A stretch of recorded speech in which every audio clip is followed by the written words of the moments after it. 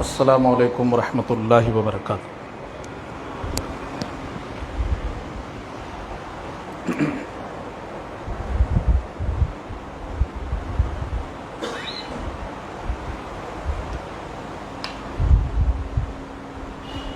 الحمد للہ رب العالمین والصلاة والسلام علی اشرف الانبیاء والمرسلین وعلى آلہ وصحبہ اجمعین ومن تبعہم بإحسان الی یوم الدین، اما بعد۔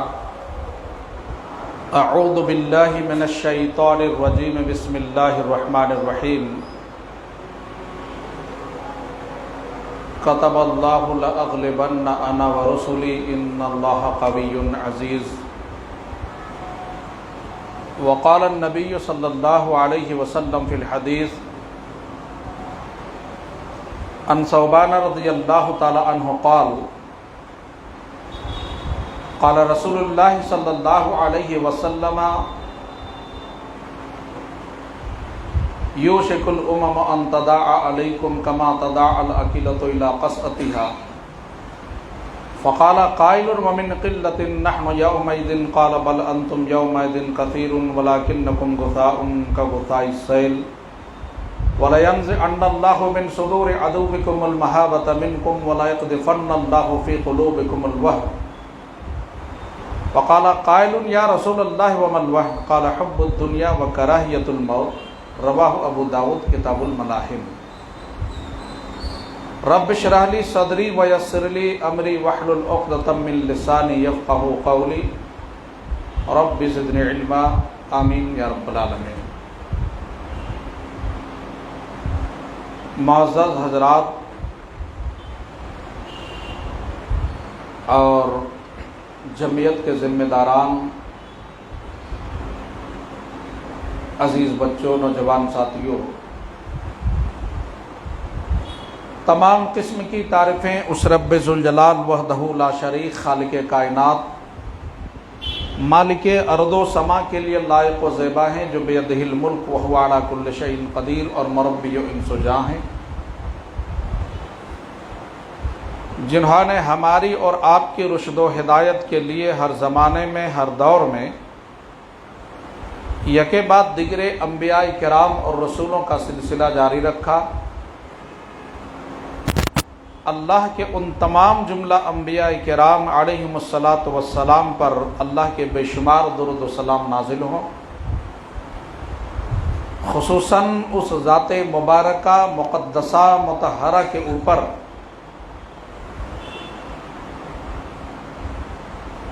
جنہوں نے اپنی 23 سالہ زندگی کو اپنی امت کے لیے وقف کر دیا۔ اللہ کے بے شمار درود و سلام نازل ہوں اس مقدس ہستی پر جنہوں نے زخم کھا کر اپنی امت کے لیے پھول برسائے۔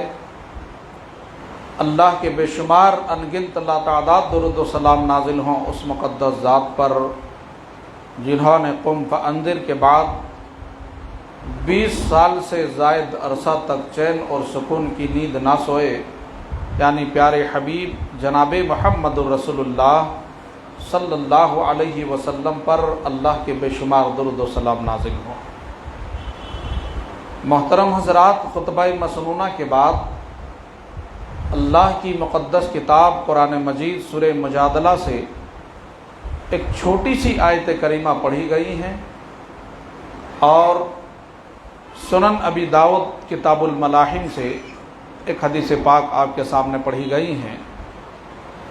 انشاءاللہ العزیز اسی آیت اور حدیث کے تعلق سے کچھ باتیں آپ کے سامنے عرض کروں گا کتاب و سنت کی روشنی میں انشاءاللہ۔ آج کے اس شہری جمعیت اہل حدیث کریم نگر کے ویکلی پروگرام میں جس موضوع پر آپ کے سامنے گفتگو کروں گا وہ ہے امت مسلمہ ذلت و رسوائی کا سامنا کیوں کر رہی ہے۔ ہم جب عالمی پیمانے پر دیکھتے ہیں مسلمانوں کو ہر جگہ ذلت کا سامنا کر رہے ہیں، مغلوبیت اور مظلومیت کی زندگی گزار رہے ہیں، آخر سبب کیا ہے؟ جبکہ اللہ تبارک و تعالیٰ نے قرآن مجید کے اس آیت میں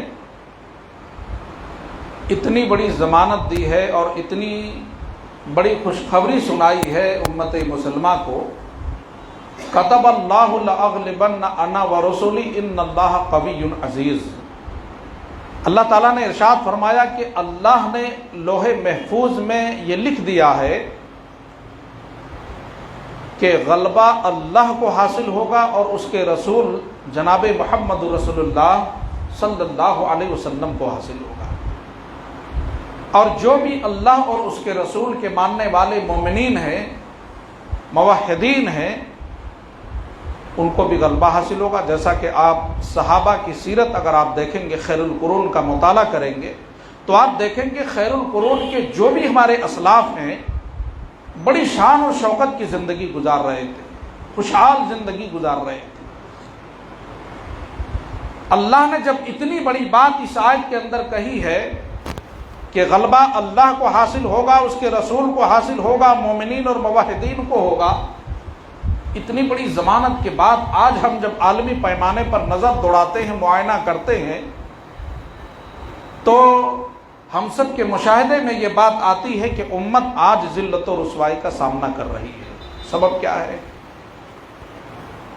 کبھی ہم نے اس کے اسباب پر غور کیا ہے کہ آخر سبب کیا ہے؟ کس وجہ سے امت مسلمہ ذلت و رسوائی کا سامنا کر رہی ہے؟ اس کے بہت سارے اسباب ہیں، انشاءاللہ العزیز چند اسباب آپ کے سامنے کتاب و سنت کی روشنی میں پیش کرنے کی کوشش کروں گا۔ اللہ تبارک و تعالیٰ نے قرآن مجید کے اندر سورہ انفال میں ایک آیت کے اندر دو اسباب بیان کیے ہیں۔ دو اسباب اس آیت کے اندر اللہ رب العالمین نے بیان کیا۔ فرمایا اللہ رب العالمین نے وَأَطِيعُوا اللَّهَ وَرَسُولَهُ وَلَا تَنَازَعُوا فَتَفْشَلُوا وَتَذْهَبَ رِيحُكُمْ۔ اس سے پہلے اللہ تعالیٰ نے پھر جنگ کا تذکرہ کیا ہے، چونکہ سورہ انفال کے اندر اللہ رب العالمین نے زیادہ تر جنگ میدان کا تذکرہ کیا ہے، مجاہدین کا تذکرہ کیا۔ اللہ رب العالمین نے ارشاد فرمایا وَأَطِيعُوا اللَّهَ وَرَسُولَهُ وَلَا تَنَازَعُوا فَتَفْشَلُوا وَتَذْهَبَ رِيحُكُمْ وَاصْبِرُوا إِنَّ اللَّهَ مَعَ الصَّابِرِينَ۔ ایمان والوں سے خطاب کرتے ہوئے فرمایا کہ اللہ اور اس کے رسول کی اطاعت و فرما برداری کرو، وَلَا تَنَازَعُوا، اور اے ایمان والو آپس میں اختلاف نہ کرو، آپس میں اختلاف نہ کرو، کیا ہوگا؟ فَتَفْشَلُوا، تم بزدل بن جاؤ گے، وَتَذْهَبَ رِيحُكُمْ، تمہاری ہوا اکھڑ جائے گی۔ اگر تم نے آپس میں اختلاف کیا، اللہ سبب بیان کر رہا ہے، ہماری جو آج ہوا اکھڑ گئی ہے، آج جو ہم ذلت و رسوائی کا سامنا کر رہے ہیں، اس کا سبب اللہ رب العالمین نے اس آیت کے اندر بیان کیا۔ وَلَا تَنَازَعُوا، اختلاف کرو گے، بزدل ہو جاؤ گے، ہوا اکھڑ جائے گی۔ تو پہلا سبب اس آیت کے اندر معلوم یہ ہوا کہ اختلاف سے بچنا ہے، تنازع سے بچنا ہے، لڑائی سے بچنا ہے، جھگڑے سے بچنا ہے۔ وَأَطِيعُوا اللَّهَ وَرَسُولَهُ، پہلی بنیادی چیز اللہ نے اللہ اور اپنے رسول جناب محمد رسول اللہ صلی اللہ علیہ وسلم کی اطاعت و فرما برداری قرار دیا۔ انسان کی کامیابی کے لیے یہ واجب ہے، لازم ہے کہ اللہ اور اس کے رسول جناب محمد رسول اللہ صلی اللہ علیہ وسلم کی فرما برداری کریں۔ اگر اللہ اور اس کے رسول کی فرما برداری سے ہماری زندگی خالی ہے تو پھر ہم کامیاب نہیں ہو سکتے، ہم ذلت و رسوائی کا سامنا کریں گے، ہمارے اوپر مصیبتیں آئیں گی، تکلیفیں آئیں گی۔ جیسا کہ آپ مثال کے طور پر، چونکہ سورہ انفال کے اندر اللہ نے جنگ کا تذکرہ کیا ہے اور جنگ کے تعلق سے یہ آیت نازل ہوئی ہے، تو جنگ کی ایک مثال لے لیجئے۔ جنگ احد کے اندر صحیح بخاری شریف کے اندر یہ حدیث آتی ہے، جنگ احد میں نبی اکرم جناب محمد رسول اللہ صلی اللہ علیہ وسلم نے پہاڑ کے اوپر 50 صحابہ کرام کو مقرر کیا تھا، تیر اندازوں کو، جو تیر چلانے میں ماہر تھے۔ 50 صحابہ کرام کو پہاڑ کے اوپر مقرر کر دیا اور صحابہ کرام کو یہ تاکید کی تھی کہ دیکھو ہم کچھ بھی ہو جائیں، یہاں تک کہ تم دیکھ لو کہ ہم اگر مغلوب بھی ہو جائیں، ہم شکست بھی کھا جائیں، ہم میدان چھوڑ کر بھاگنے بھی لگیں، یہاں تک کہ تم دیکھ لو کہ ہمارے سروں پر چڑیا بیٹھ رہی ہے، صحابہ کرام کو 50 صحابہ کو حکم دیا تھا کہ اس پہاڑ سے تم نیچے مت اترنا۔ 50 صحابہ کو اس لیے مقرر کیا تھا کہ سامنے سے جو بھی دشمن اسلام آئیں گے مقابلے کے لیے، وہاں سے تیروں کے ذریعے سے اسے پچھاڑ کر پیچھے بھگا دیں گے۔ 50 صحابہ کو آپ نے مقرر کیا تھا۔ اللہ رب العالمین نے تو پہلے مرحلے میں مسلمانوں کو غلبہ عطا کیا، صحابہ کو کامیابی عطا فرمائی۔ جب مشرکین مکہ میدان احد کو چھوڑ کر بھاگنے لگے، صحابہ کرام مال کو سمیٹنے لگے، چونکہ مال غنیمت امت مسلمہ کے لیے اللہ نے جائز قرار دیا ہے۔ مال غنیمت کو جب صحابہ سمیٹنے لگے تو ان صحابہ کرام کو لالچ آئی کہ دوسرے بھائی ہمارے مال کو سمیٹ رہے، کہیں ایسا نہ ہو کہ وہ اس میں ہمارا حصہ نہ ہو۔ حالانکہ ایسا مسئلہ نہیں تھا، مال کی محبت ان کے دل میں پیدا ہوئی، نبی کے فرمان اور نبی کے حکم کو انہوں نے بجا نہ لایا، اور 50 صحابہ ان میں سے چند صحابہ نیچے اتر آئے، ایک دوسرے کے دیکھا دیکھی سارے کے سارے صحابہ وہاں سے واپس نیچے اتر آئے۔ خالد ابن ولید رضی اللہ تعالیٰ عنہ اس وقت ابھی مسلمان نہیں ہوئے تھے، مشرف اسلام نہیں ہوئے تھے، اور ماہر جنگ تھے، بہت بڑے سپہ سالار تھے، وہ جنگ کے بہت ماہر تھے۔ جب دیکھا کہ وہاں سے صحابہ نیچے اتر آئے ہیں، مسلمان نیچے اتر آئے، پہاڑ کے پیچھے سے مسلمانوں پہ حملہ کر دیا۔ نقصان کتنا ہوا؟ 70 صحابہ کرام شہید ہو گئے اس جنگ کے اندر۔ کتنا بڑا نقصان! 70 صحابہ کو شہادت کی موت ہوئی، اور 70 صحابہ کرام کو اپنی جان گنوانی پڑی، اور اس سے بھی بڑا نقصان یہ ہوا کہ اسی جنگ احد میں جناب محمد رسول اللہ صلی اللہ علیہ وسلم کا چہرہ خون سے لہولہان ہو گیا تھا، آپ کے دندان مبارک بھی شہید ہو گئے تھے۔ کتنا بڑا نقصان ہوا! نبی کی پیروی نہ کی، نبی کے اس حکم کی اگر تعمیل کیے ہوتے صحابہ تو اتنا بڑا نقصان نہیں ہوتا۔ حالانکہ یہ ہونا تھا، یہ اللہ کی طرف سے یہ تقدیر کا مسئلہ ہے، ہونے پر ہمارا ایمان اور عقیدہ ہے کہ یہ اللہ نے ہمارے تقدیر میں لکھ دیا تھا، یہ الگ بحث ہے، الگ موضوع ہے۔ لیکن بات یہاں در اصل یہ ہے، وَأَطِیعُوا اللَّهَ وَرَسُولَهُ وَلَا تَنَازَعُوا فَتَفْشَلُوا وَتَذْهَبَ رِیحُکُم۔ اے ایمان والو، اللہ اور اس کے رسول کی اطاعت کرو۔ اگر اللہ اور اس کے رسول کی اطاعت نہیں کرو گے، نقصان اٹھاؤ گے، کامیابی کبھی نہیں حاصل کر سکتے۔ کتنا بڑا نقصان ہوا!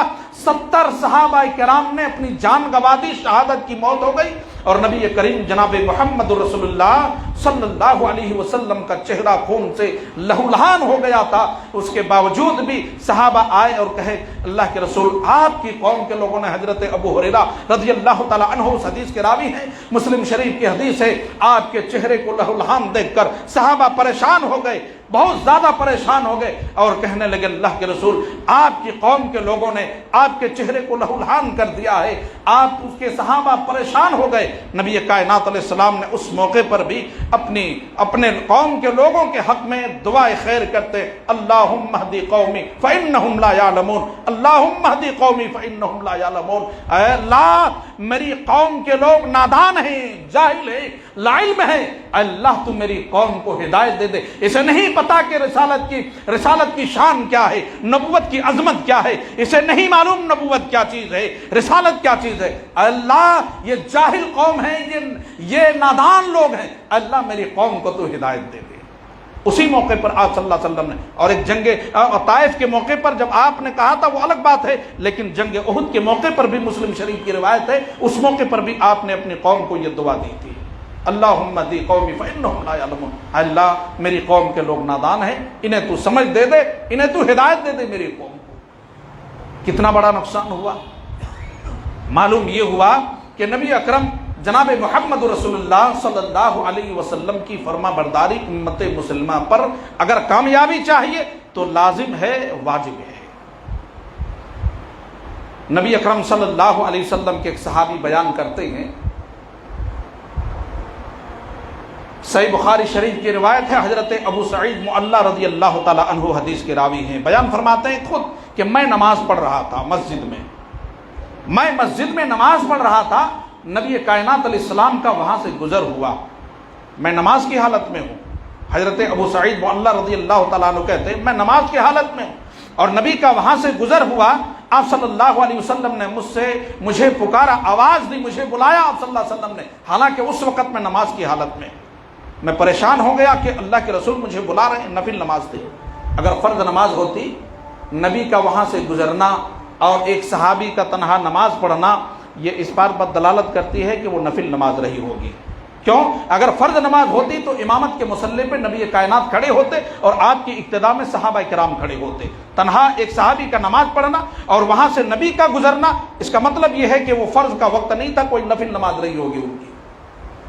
صحابی رسول کہتے ہیں میں نماز پڑھ رہا تھا مسجد میں، نبی کائنات کا وہاں سے گزر ہوا، آپ نے مجھے پکارا، میں پریشان ہو گیا، یا اللہ میں نماز مکمل کروں یا جناب محمد رسول اللہ صلی اللہ علیہ وسلم کی بات کو لبیک کہوں، آپ کی آواز پر لبیک کہوں۔ وہ پریشان ہو گئے، دل میں سوچتا ہے عبادت ہے، اللہ کا حق پہلے ہے، اس لیے پہلے نماز مکمل کر لیا جائے۔ نماز مکمل کرنے کے بعد نبی کائنات علیہ السلام کی خدمت میں حاضر ہوتے ہیں۔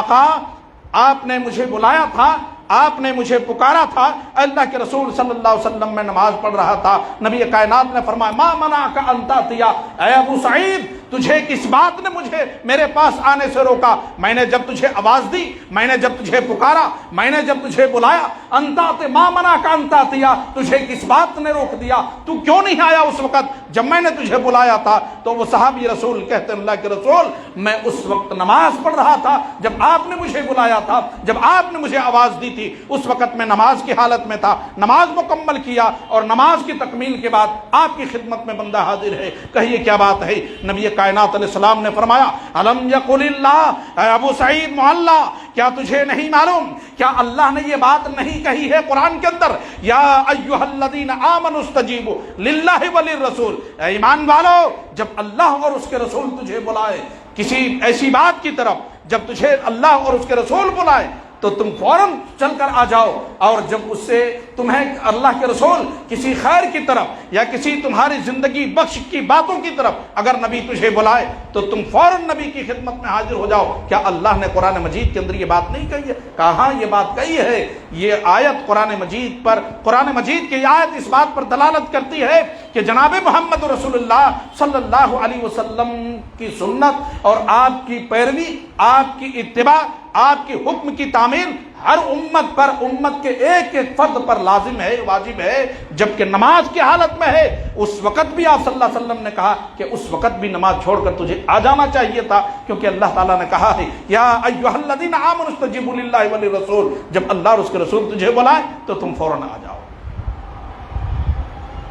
وَأَطِیعُوا اللَّهَ وَرَسُولَهُ، آیت کا پہلا حصہ اللہ اور اس کے رسول کی اطاعت۔ اگر دنیا میں کامیابی چاہتے ہیں، اگر دنیا میں اللہ کے عذاب سے بچنا چاہتے ہیں، مصیبت سے بچنا چاہتے ہیں، امام مالک رحمۃ اللہ علیہ کی ایک مثال، شاید میں نے وہ مثال اسی مسجد میں ایک مرتبہ وہ مثال میں نے پیش کی ہے، مجھے یاد ہے، لیکن بات آئی ہے تو پھر دوبارہ اس بات کو میں آپ کے سامنے ضمناً پیش کر دیتا ہوں۔ امام مالک رحمہ اللہ سے ایک شخص نے مسجد نبوی کے اندر پوچھا، امام صاحب میں مدینے سے حج کا ارادہ کر رہا ہوں، میں مدینے سے حج کے لیے نکلنا چاہتا ہوں، اور میں احرام کہاں سے باندھوں؟ امام مالک رحمۃ اللہ علیہ نے اس بندے سے کہا کہ وہاں سے باندھو جہاں سے نبی صلی اللہ علیہ وسلم نے احرام باندھا ہے، ذوالحلیفہ سے، چونکہ مدینے سے جو حجاج کرام نکلتے ہیں، مدینے کے حجاج کرام کے لیے نبی صلی اللہ علیہ وسلم نے ذوالحلیفہ کو میقات مقرر کیا ہے، جہاں سے نبی نے باندھا ہے، نبی کے صحابہ نے باندھا ہے کے موقع پر وہیں سے باندھو۔ وہ اللہ کا بندہ کہتا ہے امام صاحب میں مسجد نبوی سے باندھنا چاہتا ہوں، میں روضہ نبوی سے باندھنا چاہتا ہوں احرام، آپ کی کیا رائے ہے؟ آپ کا فتویٰ کیا ہے؟ آپ کیا مسئلہ بتاتے ہیں؟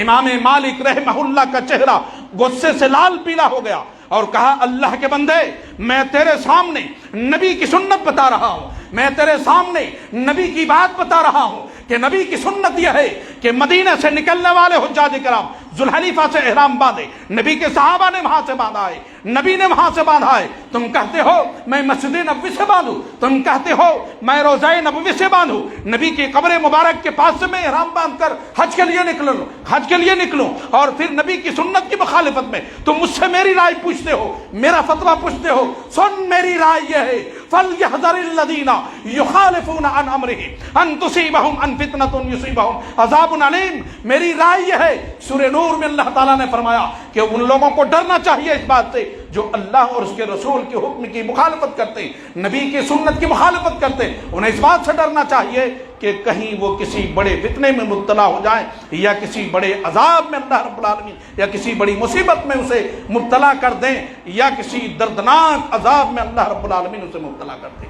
سورہ نور کی یہ آیت بتا رہی ہے کہ نبی صلی اللہ علیہ وسلم کی سنت کی مخالفت کرنے سے یا تو امت اگر اجتماعی طور پر سنت کی مخالفت ہو رہی ہے تو اجتماعی شکل میں اللہ کا عذاب آئے گا، اگر انفرادی طور پر کوئی شخص تنہا نبی کی سنت کی مخالفت کر رہا ہے تو تنہا اس بندے پر اللہ کا عذاب آئے گا اور اس پر مصیبت آئے گی، اور اگر اجتماعی شکل میں کر رہا ہے اجتماعی طور پر پوری امت پر اللہ کا عذاب آئے گا۔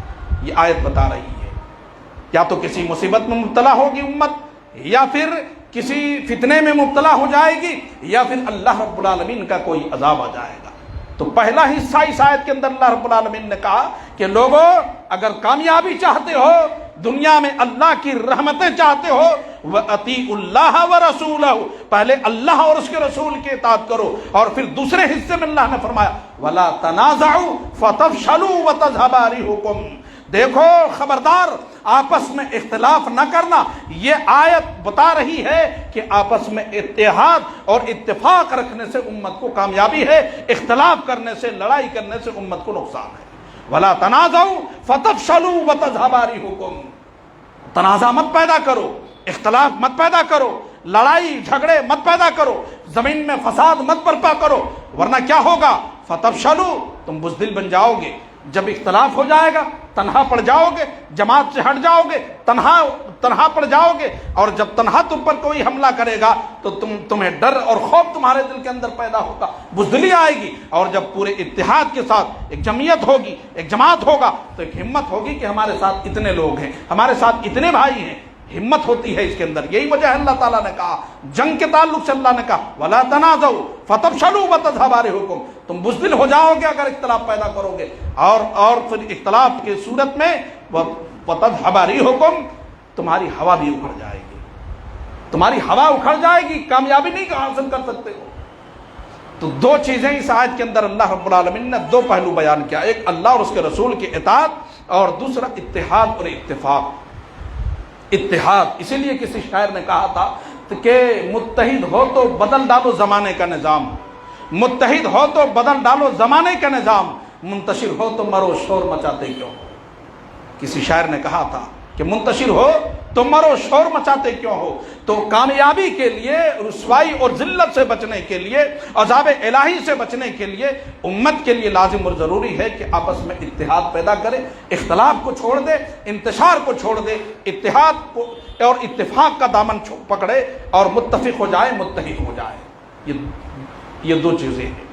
تیسری چیز، نبی اکرم صلی اللہ علیہ وسلم نے حدیث کے اندر ایک اور سبب بیان کیا ہے۔ عن ثوبان رضی اللہ تعالی عنہ قال قال رسول اللہ صلی اللہ علیہ وسلم یوشک الامم ان تداعى علیکم کما تداعى الاکلۃ الى قصعتها فقال قائل ومن قلة نحن يومئذ قال بل انتم يومئذ كثير ولكنكم غثاء كغثاء السيل ولا ينزعن الله من صدور عدوكم المهابة منكم ولا يقذفن الله في قلوبكم الوهن فقال قائل يا رسول الله وما الوهن قال حب الدنيا وكراهية الموت قال حب الدنيا وكراهية الموت۔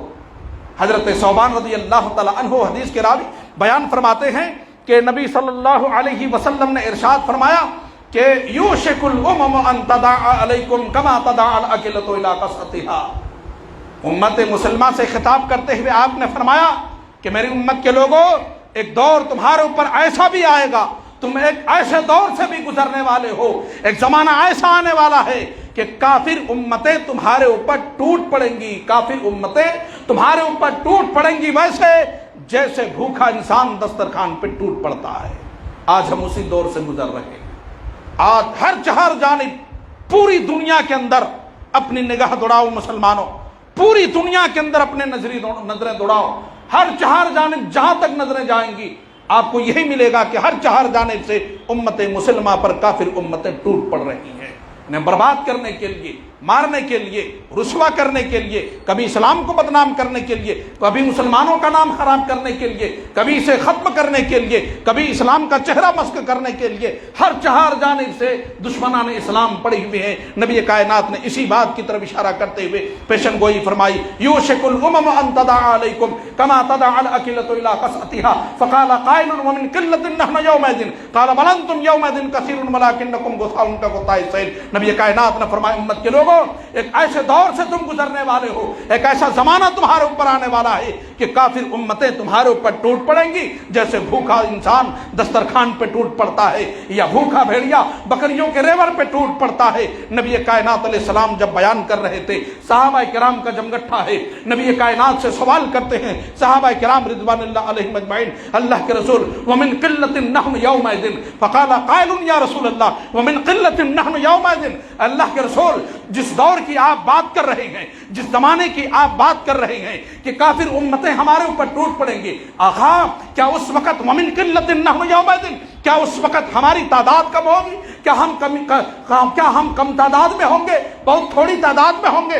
نبی کائنات فرماتے نہیں، قال بل انتم یومئذ کثیر ولکنکم غثاء کغثاء السیل۔ نہیں میرے ساتھیوں، جس دور کی میں بات کر رہا ہوں، جس زمانے کی بات کر رہا ہوں، جس زمانے کی پیشن گوئی میں تجھے بتا رہا ہوں، اس زمانے میں تمہاری تعداد کم نہیں ہوگی، تم قلیل تعداد میں نہیں رہو گے، تمہاری تعداد تھوڑی نہیں ہوگی، بل انتم یومئذ کثیر، تمہاری تعداد اس وقت بہت زیادہ ہوگی، لیکن ولکنکم غثاء کغثاء السیل، تمہاری حیثیت پانی میں بہنے والے جھاگ کے مانند ہوگی، تمہاری حیثیت پانی میں بہنے والے جھاگ کے مانند ہوگی۔ آپ نے ابھی برسات کے موسم میں ابھی فیس بک میں آپ نے دیکھا ہوگا، نیوز کے ذریعے کبھی اتراکھنڈ کا، کبھی پوروانچل کا، کبھی کہیں کا، کبھی بہار کا، کبھی یو پی کا دکھایا جا رہا ہے کہ بارش کے ذریعے سے باڑھ آیا جس میں گھر، مکان، کار، بنگلے سب کے سب بہ رہے ہیں۔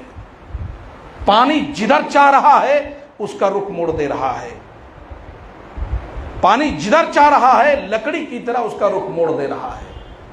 اس لکڑی کی، اس کار کی، اس بائک کی، اس مکان کی، اس پانی کے مقابلے میں کوئی حیثیت نہیں۔ اتنا طاقتور پانی ہے، اتنے تیز رفتار میں سیلاب چل رہا ہے۔ نبی نے اسی طرح مثال دی، وَلَكِنَّكُمْ غُثَاءٌ كَغُثَاءِ السَّيْلِ، تمہاری حیثیت پانی میں بہنے والے جھاگ کے مانند ہوگی۔ تعداد تو تمہاری بہت زیادہ ہوگی، لیکن تمہاری حیثیت پانی میں بہنے والے ایک جھاگ کے مانند ہوگی، تمہاری کوئی حیثیت اس وقت نہیں ہوگی۔ اللہ اکبر۔ وَلَيَنزِعَنَّ اللَّهُ مِن صُدُورِ عَدُوِّكُمُ الْمَحَبَّةَ مِنكُمْ، اور تمہارے دشمنوں کے دلوں سے تمہارا رعب اور دبدبا اللہ رب العالمین نکال دے گا۔ وَلَا يَقْذِفَنَّ اللَّهُ فِي قُلُوبِكُمُ الْوَهْنَ، اور اللہ تمہارے دلوں میں وہن کو پیدا کر دے گا۔ صحابہ نے پوچھا، فقال قائل یا رسول اللہ وما الوہن، اللہ کے رسول یہ وہن کیا چیز ہے؟ آپ نے فرمایا حب الدنیا وکراہیت الموت، حب الدنیا وکراہیت الموت، وہن یہ ہے کہ تمہارے دلوں میں دنیا کی محبت اللہ ڈال دے گا، تمہارے دلوں میں دنیا کی محبت اللہ رب العالمین ڈال دے گا۔ اور جب دنیا کی محبت تمہارے اندر آ جائے گی، جب تمہارے اوپر دنیا غالب آ جائے گی، جب تم دنیا سے محبت کرنے لگو گے، دنیا کے مال و متاع سے محبت کرو گے، آخرت کو بھول بیٹھو گے، اللہ کو بھول بیٹھو گے، جب دنیا تمہارے اوپر غالب آ جائے گی، اے میری امت کے لوگوں، جس دور کا میں نے اس حدیث کے پہلے ٹکڑے میں بیان کیا، اس دور سے تم گزرنے لگو گے، وہ رسوائی تمہارے سامنے آئے گی، وہ ذلت تمہیں اٹھانی پڑے گی، اور وہ دور جو کافر تمہارے اوپر ٹوٹ پڑیں گے اس دور سے تم گزرو گے۔ آج وہی حال ہے، اسی دور سے امت مسلمہ گزر رہی ہے۔ آج دنیا اس قدر غالب آ گئی ہے، دنیا اس قدر غالب آ گئی ہے اور دین سے اس قدر دوری ہو گئی ہے، اللہ اکبر، کہ دنیا کمانے کے لیے حلال و حرام کی انسان تمیز نہیں کر رہا ہے۔ دنیا کمانے کے لیے انسان حلال و حرام کی تمیز نہیں کر رہا ہے۔ آج صبح سے شام تک اپنے کاروبار میں نہ جانے کتنے لوگوں کو دھوکہ دے رہا ہے، جھوٹ بول رہا ہے، اور دنیا والے، سماج والے، معاشرے والے اس انسان کو سب سے بڑا عقل مند انسان سمجھتا ہے، ہوشیار سمجھتا ہے، بہت زیادہ ہوشیار ہے، اور یہاں کی زبان میں ڈیڑھ ہوشیار کہتے ہیں اس کو، ڈیڑھ ہوشیار ہے، وہ بہت زیادہ ہوشیار ہے، بہت عقل مند ہے، لوگوں کو ٹوپی پہناتا ہے، لوگوں کو دھوکہ دیتا ہے، لوگوں کو چونا لگاتا ہے، جبکہ نبی کائنات سے پوچھا گیا تھا اے اللہ کے رسول سب سے اس دنیا میں سب سے زیادہ عقل مند انسان کون ہے، سب سے زیادہ باشعور اور ہوشیار کون ہے؟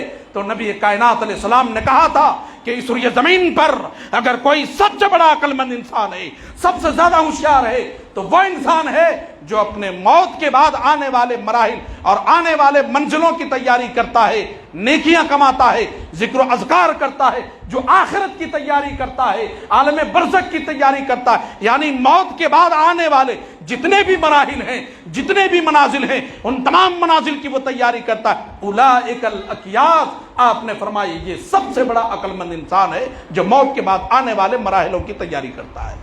آج ہم دنیا میں ان لوگوں کو عقل مند سمجھتے جو جھوٹ بولتا ہے، جو دھوکہ دیتا ہے، جو غداری کرتا ہے، جو دھوکے باز ہے، اسے ہم ہوشیار سمجھتے۔ نبی کہتے ہیں سب سے بڑا انسان، عقل مند انسان وہ شخص ہے دنیا میں جو موت کے بعد آنے والے مرحلوں کی تیاری کرتا ہے۔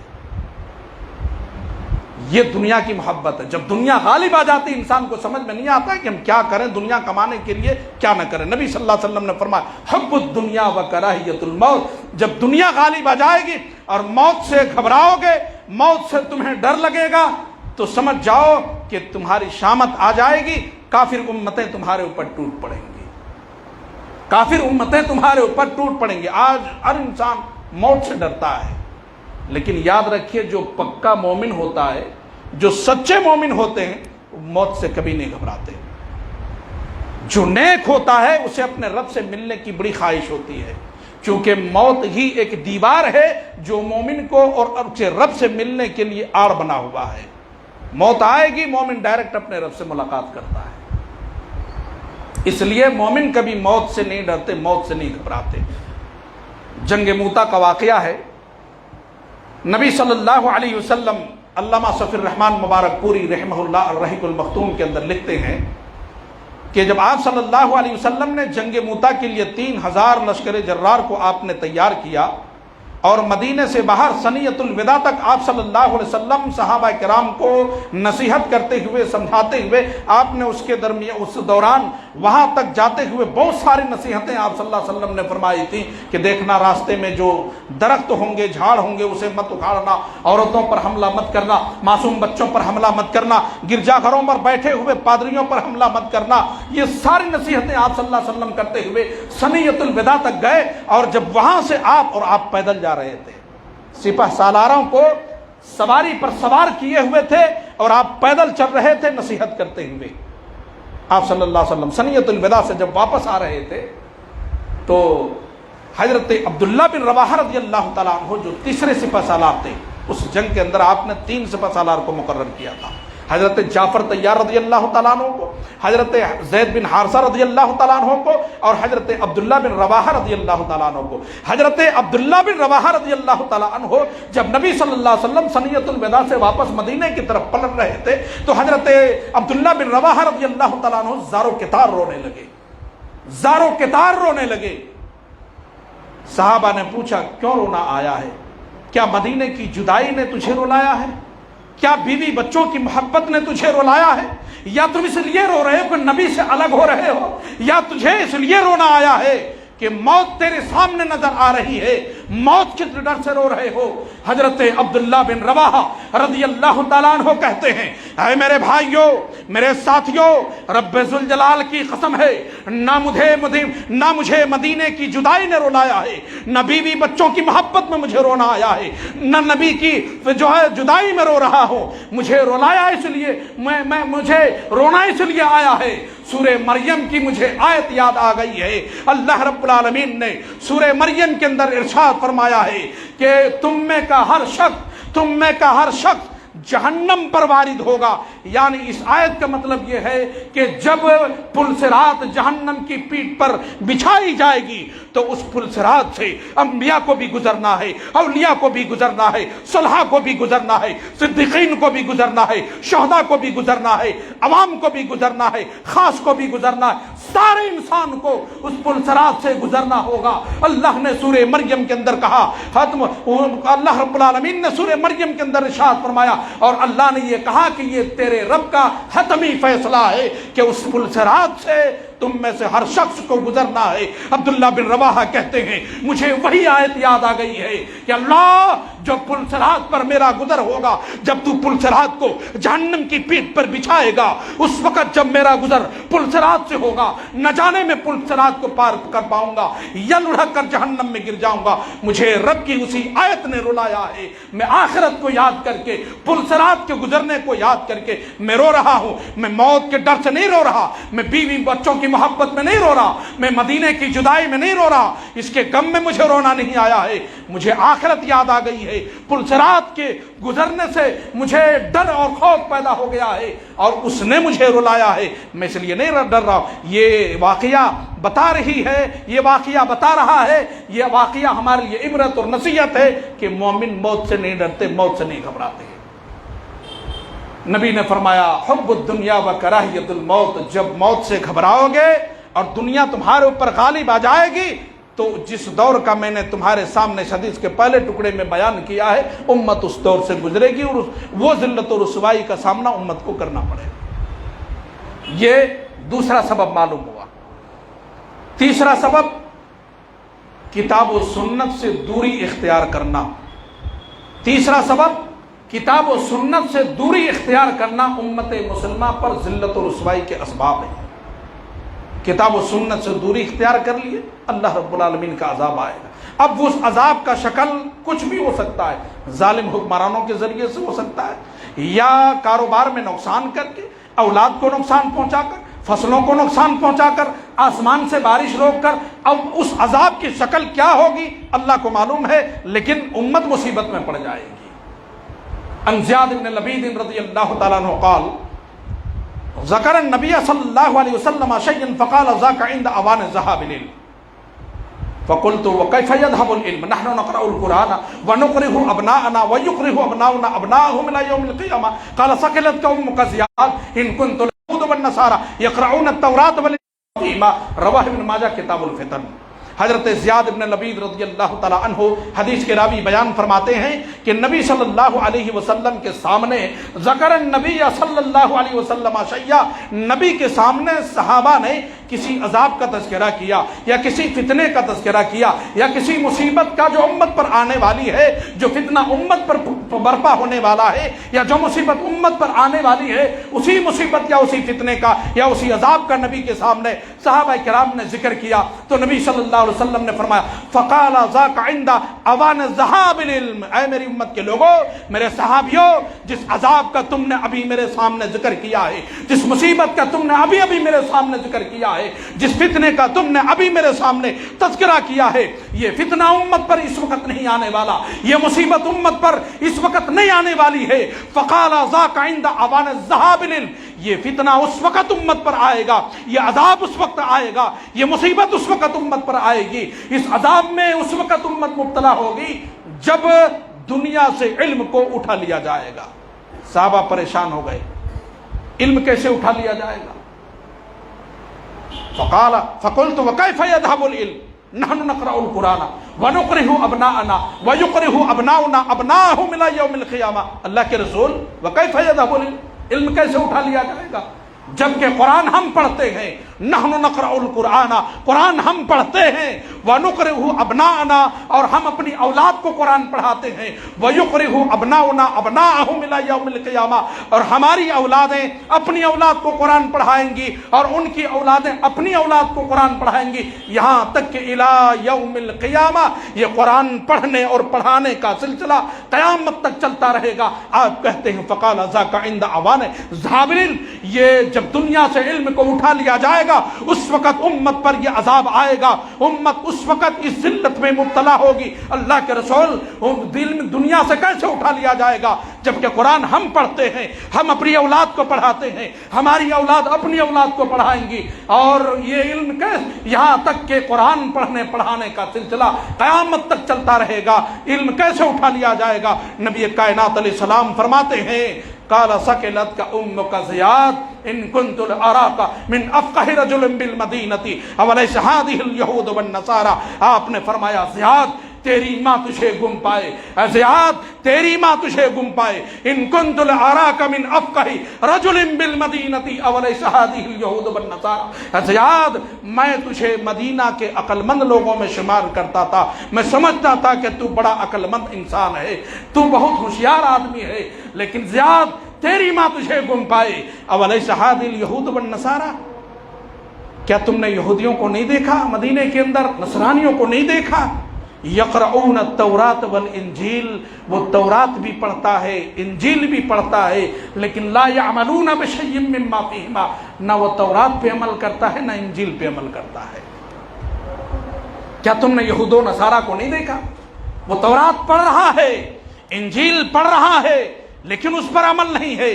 اگر وہ اس پر عمل کیے ہوتے تو وہ نبی کائنات علیہ السلام کی نبوت پر اعتراض نہ کرتے، انکار نہ کرتے، آپ صلی اللہ علیہ وسلم پر ایمان لے آتے۔ کیوں؟ اس لیے کہ تورات اور انجیل کے اندر نبی صلی اللہ علیہ وسلم کی ساری نشانیاں، ساری علامتیں تورات اور انجیل کے اندر موجود تھیں، اور اہل کتاب ان تمام علامتوں کو جانتے تھے۔ یہی وجہ ہے کہ مشرکین مکہ نے اہل کتاب سے پوچھا تھا کہ نبوت کی نشانی کیا ہوتی ہے، نبوت کی نشانی کیا ہوتی ہے؟ تو اہل کتاب کے علماء نے مشرکین مکہ کو بتایا تھا کہ نبوت کی نشانی کیا ہوتی ہے، نبوت کی پہچان کیا ہوتی ہے۔ بحیرہ راہب کا واقعہ جانتے ہیں؟ وہ بھی اہل کتاب کے عالم تھے۔ جب قریش کا قافلہ وہاں سے گزر رہا تھا، ملک شام کی طرف جا رہے تھے، نبی صلی اللہ علیہ وسلم بھی اس قافلے میں موجود تھے، چچا ابو طالب کے ساتھ۔ چچا ابو طالب کے ساتھ نبی کائنات علیہ السلام موجود تھے۔ عمر میں اختلاف ہے، بعض نے کہا اس وقت آپ کی عمر 6 سال کی تھی، بعض نے کہا 12 سال کی عمر کے آپ صلی اللہ علیہ وسلم تھے اس وقت۔ چچا سے اصرار کیا تھا صلی اللہ علیہ وسلم نے، چونکہ چچا بہت محبت کرتے تھے آپ صلی اللہ علیہ وسلم سے، اور آپ بھی اپنے چچا ابو طالب سے بہت محبت کرتے تھے۔ کہا کہ چچا جان میں بھی اس قافلے میں شریک ہونا چاہتا ہوں، میں آپ کے ساتھ جانا چاہتا ہوں۔ آپ صلی اللہ علیہ وسلم کو چچا ابو طالب نے ساتھ لیا۔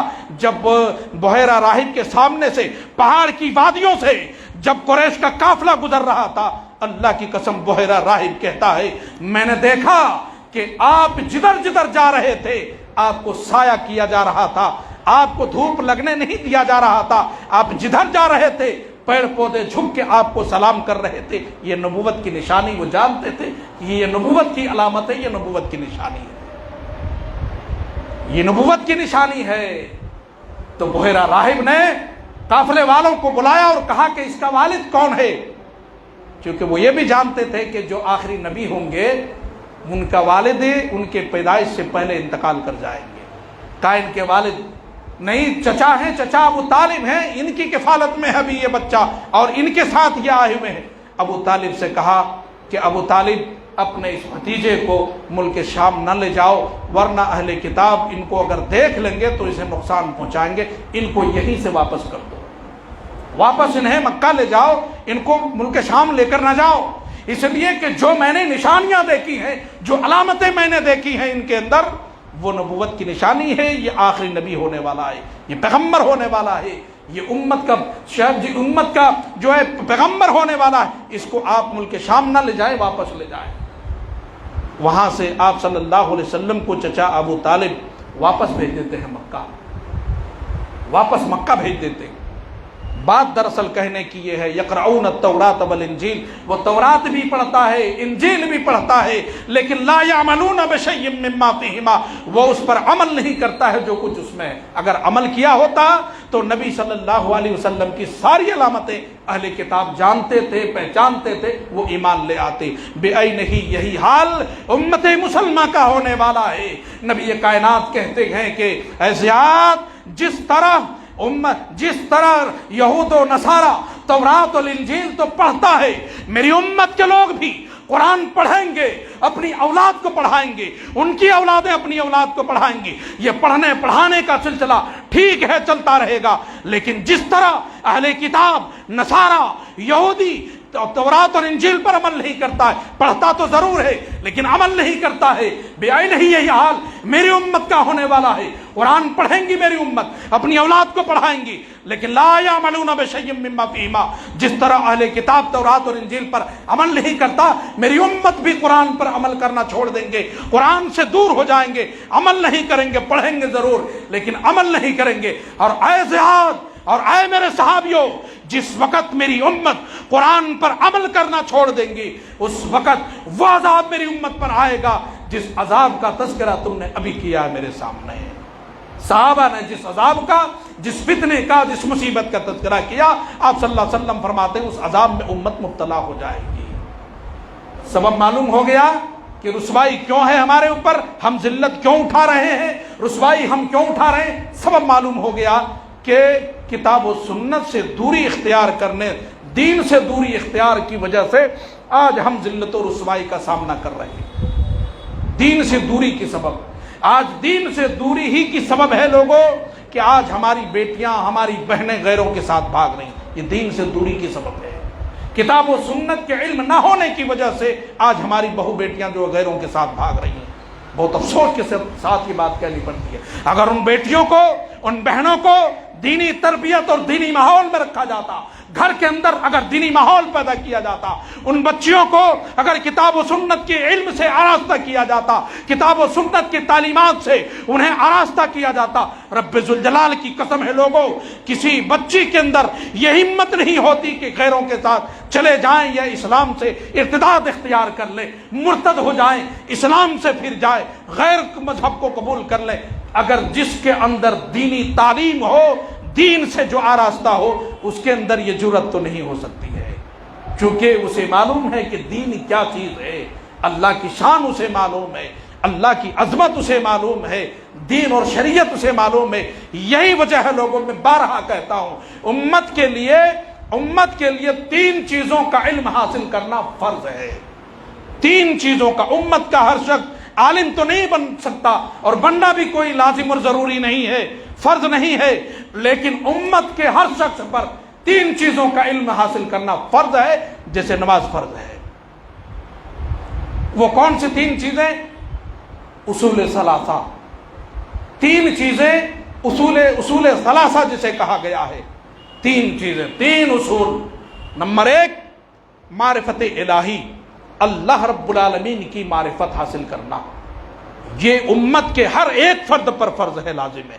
जिस बंदे को ये ना पता हो कि मेरा रब कौन है, मेरा खालिक कौन है, मेरा राज़िक कौन है, मुझे किसने पैदा किया है, दुनिया के निज़ाम कौन चला रहा है, मुझे रोजियां कौन देता है, मुझे जिया कौन रहा है, मुझे शिफा कौन दे रहा है, जिस इंसान को यह ना मालूम हो कि मेरा रब कौन है, पालनहार कौन है, पालने वाला, वो कैसा इंसान है, वो कैसा मुसलमान हो सकता है।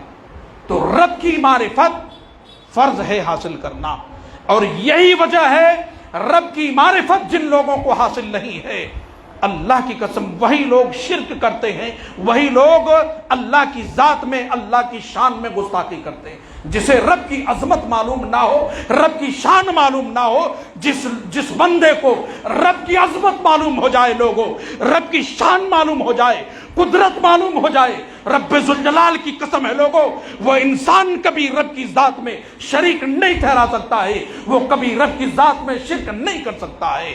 जिस बंदे को रब की शान मालूम हो जाए कि मेरा रब कौन है, मेरे रब की शान क्या है, मेरे रब की अजमत क्या है, तो पहली चीज मारिफत इलाही, अल्लाह की मारिफत, अल्लाह के बारे में जानकारी हासिल करना कि अल्लाह कौन है, अल्लाह कहाँ है, ये इसका इल्म उम्मत के हर फर्द पर लाजिम है। दूसरा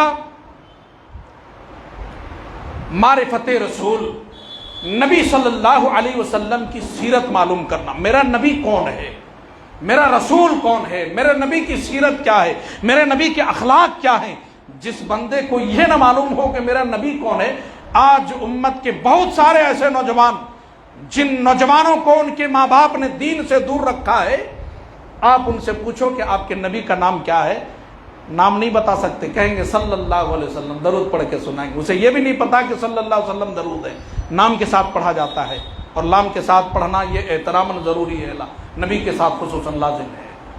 اسے نہیں معلوم کہ یہ درود ہے، وہ اس کو یہ معلوم کہ یہ نام ہے، اسے نہیں معلوم کہ نام ہے، نام محمد ہے، دوسرا نام احمد ہے، دو نام آپ صلی اللہ علیہ وسلم کے، محمد بھی ہیں، آپ کا دوسرا نام احمد بھی ہے۔ امت کے بہت سارے افراد کو نہیں معلوم، بہت ساری ماں اور بہنوں کو بھی نہیں معلوم، جن کے ماں باپ نے ان کو دینی تعلیم سے دور رکھا، انہیں بھی نہیں معلوم ہمارے نبی کا نام کیا ہے۔ تو دوسری چیز نبی کی معرفت حاصل کرنا کہ میرا نبی کون ہے، میرے نبی کی سیرت کیا ہے، میرے نبی کے اخلاق کیا ہے۔ اور تیسری چیز دین حاصل کرنا، دین کی معرفت، میں جس دین پہ چلنے والا انسان ہوں، میں جس دین پہ چل رہا ہوں وہ دین کیا ہے، وہ کون سا دین ہے جس پہ میں چل رہا ہوں، جسے میں مان رہا ہوں، دین کے بارے میں۔ یہ تین چیزیں جب تک انسان معلوم نہ کر لے لوگوں، اللہ کی قسم نہ وہ دنیا میں کامیاب ہو سکتا ہے، نہ قبر میں کامیابی ہو سکتی ہے، نہ آخرت میں کامیاب ہو سکتا ہے۔ قبر میں بھی یہی تین سوال معلوم ہے آپ کو، من ربک، تیرا رب کون ہے۔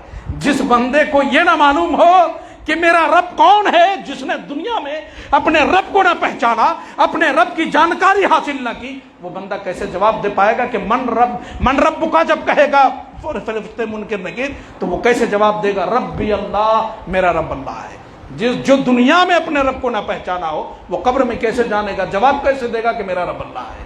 قبر میں بھی یہی تین سوال ہوں گے۔ پہلا سوال من ربک، تیرا رب کون ہے۔ ما دینک، تیرا دین کیا ہے۔ جس نے دنیا میں نہ جانا کہ میرا دین کیا ہے، میں کس دین کے ماننے والا، کس دین پہ چلنے والا، میرا مذہب کیا ہے، تو بتائیے کہ وہ جواب قبر کے اندر کیا جواب دے گا۔ من محمد، تیسرا سوال ہوگا من محمد، محمد کون ہے۔ جس بندے کو دنیا میں نہ معلوم ہو کہ میرا نبی محمد صلی اللہ علیہ وسلم ہے، ہمارے رسول اور پیغمبر ہیں، آپ امام الانبیاء ہیں، آخری نبی ہیں، وہ بھلا کیسے بتا پائے گا کہ محمد صلی اللہ علیہ وسلم رسول ہیں، ہمارے رسول ہیں، اللہ کے رسول ہیں۔ تو معلوم یہ ہوا کہ ان تین چیزوں کا اگر دنیا میں کامیابی چاہتے ہیں، عالم برزخ میں قبر میں کامیابی چاہتے ہیں، اور پھر آخرت میں کامیابی چاہتے ہیں، تو ان تین چیزوں کا علم حاصل کرنا امت کے ہر شخص پر فرض ہے۔ ہر شخص پر یہ تین چیزوں کا علم حاصل کرنا فرض ہے۔ اس لیے یہی وجہ ہے کہ آج معاشرے کے اندر جو ارتداد ہے، الحاد ہے، جو انکار ہے، دین چھوڑ کر بھاگ رہے ہیں، یہی سبب ہے کہ دین سے دوری لوگوں نے اختیار کیا ہوا۔ گھر کے اندر دینی ماحول نہیں پیدا کر رہے، اپنے بچوں کو دینی تربیت نہیں دے رہے ہیں، اپنے گھر کے اندر دینی ماحول پیدا نہ کرنے کی وجہ سے آج ہماری بچیاں غیروں کے ساتھ بھاگ رہی ہیں اور ارتداد اختیار کر رہی ہیں، اسلام سے پھر رہی ہیں۔ قرآن پڑھیے، اپنی اولاد کو پڑھائیے اور اس پر عمل کرنے کی کوشش کیجیے، اور اس پر عمل کیجیے اگر دنیا اور آخرت میں کامیابی چاہتے ہیں۔ اور پھر اور ایک سبب ہماری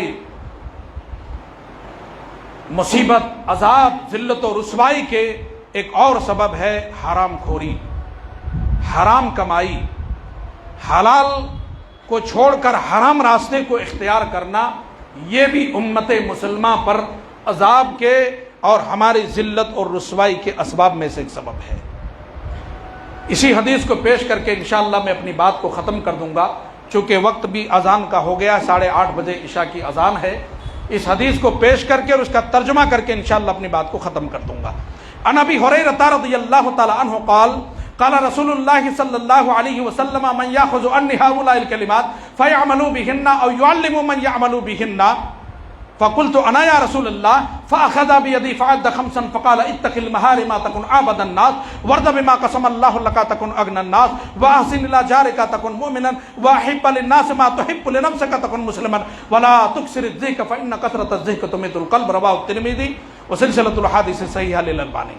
حضرت ابو ہریرہ رضی اللہ تعالی عنہ حدیث کے راوی بیان فرماتے ہیں، نبی صلی اللہ علیہ وسلم نے فرمایا، صحابہ کرام کا جمگٹھا ہے، نبی کائنات علیہ السلام خطاب کر رہے تھے، صحابہ کی طرف متوجہ ہو کر آپ نے فرمایا، من یاخذ عنی هؤلاء الکلمات، لوگوں میں کچھ سکھانا چاہتا ہوں، میں کچھ تعلیم دینا چاہتا ہوں، میں تجھے کچھ سکھانا چاہتا ہوں۔ کون ہے تم میں سے جو مجھ سے ان باتوں کو سیکھنا چاہے؟ کون سیکھنا چاہتا ہے؟ من یاخذ عنی هؤلاء الکلمات، یہ کلمہ میں تجھے دینا چاہتا ہوں، کون ہے جو ان کلمات کو مجھ سے سیکھے اور اس پر عمل کرے؟ ضروری قرار دیا، عمل کرے، صرف سننا، سن کر چلے جانا۔ آج ہماری حالت یہ ہے، ہم بھیڑ تو لگا دیتے ہیں، اکٹھا تو ہو جاتے ہیں، سن تو لیتے ضرور ہیں، لیکن اس پر عمل نہیں کرتے ہیں۔ آپ نے فرمایا فَيَعْمَلُوا بِهِنَّ أَوْ يُعَلِّمُوا مَن يَعْمَلُوا بِهِنَّ، ان کلمات کو سیکھو اور اس پر عمل کرو اور ایسے لوگوں تک پہنچاؤ جو اس پر عمل کرے۔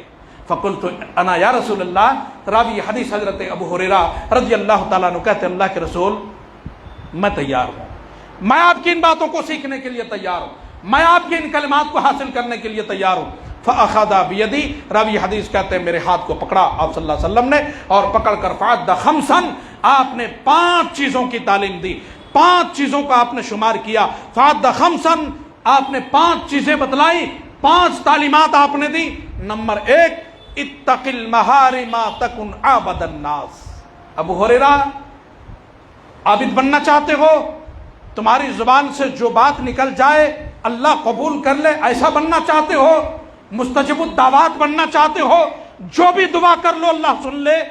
تو اے ابو ہریرہ اتق المحارم تکن عابد الناس، ابو ہریرہ اپنے آپ کو ان تمام چیزوں سے بچا لو جن چیزوں کو اللہ نے تمہارے اوپر حرام کر دیا ہے، محارم الہی سے اپنے آپ کو بچا لو۔ اتق المحارم تکن عابد الناس، تم عابد بن جاؤ گے، تمہاری زبان سے جو بھی فریاد نکلے گی مستجب الدعوات بن جاؤ گے، جو بھی دعا کرو گے اللہ قبول کر لے گا۔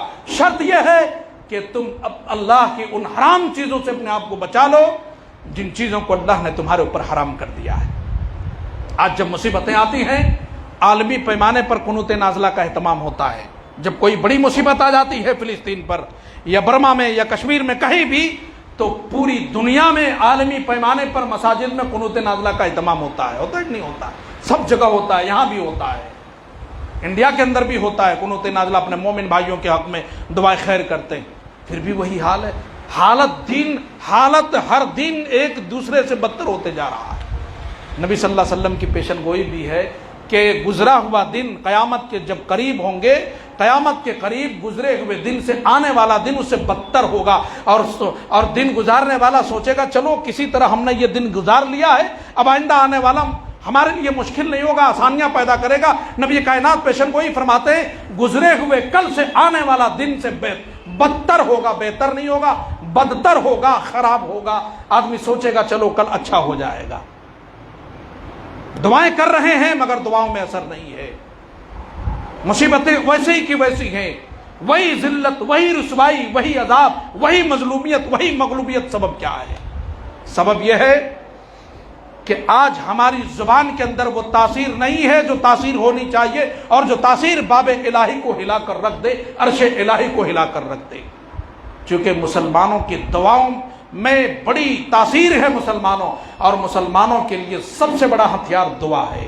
یہی وجہ ہے کہ جب سلطان صلاح الدین ایوبی رحمہ اللہ نے جب بیت المقدس کو آزاد کرایا تھا، اور آزاد کر کے جب بیت المقدس کے اوپر اسلام کا جھنڈا گاڑا، عالمی پیمانے پر بنی اسرائیل نے ایک میٹنگ قائم کی تھی، عالمی پیمانے پر ورلڈ میٹنگ قائم کی تھی فلسطین کے اندر، اور اس میں جو دنیا کا سب سے بڑا پادری تھا اہل کتاب کا، اس نے کہا تھا کہ اہل کتاب کے لوگوں، بنی اسرائیل کے لوگوں، مسلمانوں کو شکست دینا اتنا آسان نہیں ہے جتنا تم نے سمجھ رکھا ہے۔ ہر طرح سے اس نے کوشش کی، اور اتنے گندے گندے وسائل کے ذریعے سے جس کو میں یہاں بیان نہیں کر سکتا ہوں مسجد کے اندر، وہ بڑے گندے گندے وسائل کے ذریعے سے گورنروں کو، وزیروں کو گمراہ کرنے کی کوشش کی، لڑکیوں کو بھیج کر زناکاریوں کے ذریعے سے بہت کوششیں کی، لیکن سلطان صلاح الدین ایوبی رحمہ اللہ نے ٹھان لیا تھا کہ اللہ کے اس گھر کو ہمیں آزاد کرنا ہے، ان ظالموں سے، ان بنی اسرائیل سے آزاد کرنا ہے۔ اللہ سے دعا کرتے رہے، نماز تہجد میں دعا کرتے رہے، ہمیشہ اللہ رب العالمین نے کامیابی عطا فرمائی، اور جب کامیابی مل گئی، ورلڈ پیمانے پر ایک میٹنگ ہوئی، اسی میٹنگ کے اندر دنیا کا سب سے بڑا پادری تھا، اس نے بنی اسرائیل کو مشورہ دیا تھا کہ بنی اسرائیل کے لوگوں، اتنا آسان نہیں ہے جتنا کہ تم سمجھتے ہو۔ اگر مسلمانوں کو شکست دینا چاہتے ہو، اسے برباد کرنا چاہتے ہو، اسے نقصان پہنچانا چاہتے ہو، تو پہلے اس کے ایمان کو کمزور کرو۔ اس لیے جب تک اس کا ایمان مضبوط ہوگا، جب تک یہ اپنے ایمان پر قائم رہیں گے، اس کی دعاؤں میں اتنی تاثیر ہے کہ اگر یہ دعا کر دے، آسمان سے غیبی مدد آ جاتی ہے، اللہ کی مدد آ جاتی ہے، اور جب اللہ کی مدد آ جائے، دنیا کی کوئی طاقت اللہ کی مدد سے ٹکرا نہیں سکتی ہے۔ اہل کتاب کا بڑا عالم کہہ رہا ہے، بنی اسرائیل کا سب سے بڑا پادری کہہ رہا ہے پہلے اس کے ایمان کو کمزور کرو۔ کہا کیسے کمزور کروں؟ کہا ٹیلی ویژن کو ایجاد کر دو۔ ٹیلی ویژن کو وہیں سے ایجاد کیا، اور آج پھر وہی ٹیلی ویژن موبائل کی شکل میں آج ہمارے جیبوں میں ہے۔ آج ہر نوجوان کے، ہر بزرگ، ہر آدمی کے جیبوں میں اسمارٹ فون ہے، اور نعوذ باللہ من ذالک ایسے رنگ ٹون، ایسے گانے، ایسے میوزک رکھتے۔ اسلام میں میوزک ہی تو حرام ہے، میوزک ہی تو حرام کیا اسلام کے اندر۔ ایسے میوزک، نماز پڑھ رہے ہیں، سورہ فاتحہ کی قرأت چل رہی ہے، دوسرے ضم سورے کی قرأت چل رہی ہے، کسی کا فون آیا، موبائل پہ گانے بج رہے ہیں۔ بتاؤ جس عبادت کے اندر میوزک اور گانے بجے وہ عبادت اللہ کے یہاں کیسے قابل قبول ہو؟ جب عبادت قبول نہیں ہوگی تو پھر اس بندے کی ہوئی دعا اللہ کیسے قبول کرے گا؟ پھر مصیبت نہیں آئے گی تو کیا اللہ کی رحمتیں آئیں گی؟ لوگوں، اگر دنیا اور آخرت میں کامیابی چاہتے ہو کہ اللہ کی رحمتیں نازل ہو جائیں، تو ان تمام چیزوں سے پرہیز کرو جن چیزوں کو اللہ رب العالمین نے حرام کر دیا ہے۔ میوزک حرام ہے، اس سے پرہیز کرو۔ گانا حرام ہے، اس سے پرہیز کرو۔ زناکاری حرام ہے، اس سے پرہیز کرو۔ حرام خوری پرہیز کرو۔ سود حرام ہے۔ جتنے بھی حرام راستے ہیں ان تمام حرام راستوں کو بند کر دو اور حلال راستے کو اختیار کرو۔ مستجب الدعوات بن جاؤ گے۔ اب تمہاری زبان سے جو بھی دعائیں نکلے گی اللہ تعالیٰ اسے قبول کر لے گا، اور پھر مصیبتوں سے بچ جاؤ گے۔ مصیبتیں اللہ رب العالمین دعاؤں کے ذریعے سے ٹال دے گا۔ اللہ تعالیٰ سے دعا ہے کہ پروردگار عالم اسلام کے مسلمانوں کی جان مال عزت و آبرو ایمان غیر محفوظ ہیں، اللہ مسلمانوں کی جان مال عزت و آبرو کی ایمان کی حفاظت فرما دے۔ عالم اسلام کی ماں اور بہنوں کی عزت و آبرو بھی غیر محفوظ ہیں، اللہ ماں اور بہنوں کی عزت و آبرو کی، ایمان کی اور اس کی توحید کی حفاظت فرما دے۔ اللہ جب تک دنیا میں زندہ رکھ ایمان اور توحید پر قائم رکھ مولا، جب دنیا سے رخصت ہو ایمان پر خاتمہ ہو، خاتمہ بالخیر ہو، کلمہ توحید لا الہ الا اللہ پر ہمارا خاتمہ ہو، آمین یا رب العالمین۔ بارک اللہ لنا ولکم فی القرآن العظیم، والسلام علیکم ورحمۃ اللہ وبرکاتہ۔